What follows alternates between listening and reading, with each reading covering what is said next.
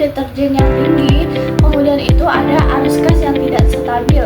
Hal tersebut bisa mengakibatkan seperti keuntungan yang kecil, kemudian itu sulit sekali untuk mengembangkan usaha karena dari modal yang terbatas atau arus kas yang tidak stabil tadi.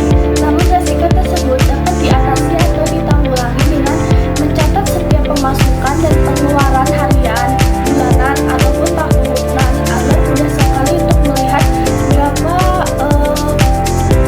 berapa keuntungan yang didapat. Kemudian itu mengontrol penggunaan listrik dan air agar tagihan listrik dan air tidak melonjak. Kemudian itu yang terakhir ada menyisihkan keuntungan sebagai dana cadangan sehingga saat usaha UMKM ini menurun, usaha masih memiliki dana cadangan untuk menopang usaha mereka agar tetap berjalan. Selanjutnya yang keempat itu ada resiko pada aspek pemasaran.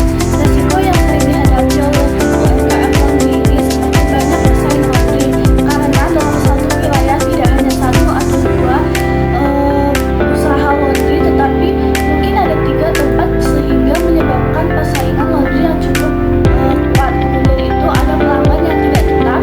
Hal tersebut itu bisa diakibatkan karena mungkin pelayanan yang kurang baik atau banyaknya laundry yang tersedia di satu tempat. Kemudian itu ada penurunan order di waktu tertentu.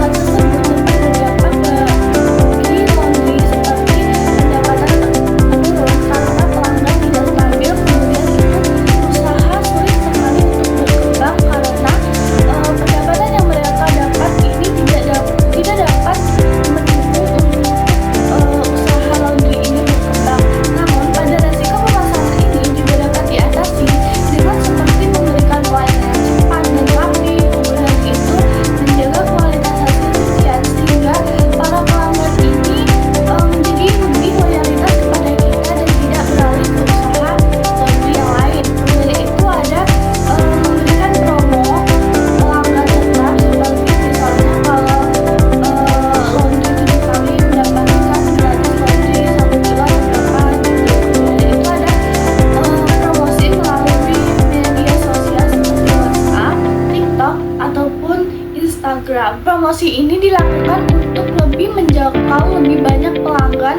sehingga pendapatan kita ini bisa semakin meningkat. Kemudian yang kelima ada resiko pada aspek hukum.